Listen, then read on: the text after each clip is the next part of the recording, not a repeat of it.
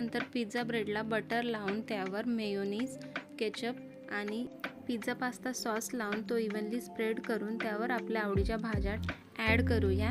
या ठिकाणी मी onions, tomatoes, capsicum आणि स्वीट कॉर्न्स ॲड केले आहेत। त्यानंतर आपल्याला आवडेल ते चीज त्याच्यावर ग्रेट करायचे आहे। मला आवडतात म्हणून मी अमूलचे चीज क्यूब वापरलेले आहेत। त्यानंतर ओरिगॅनो थोडा स्प्रिंकल करायचं। त्यानंतर एअर फ्रायरमध्ये पिझ्झा 200 डिग्रीजवर 10 मिनिटासाठी एअर फ्राय करून घ्यायचा।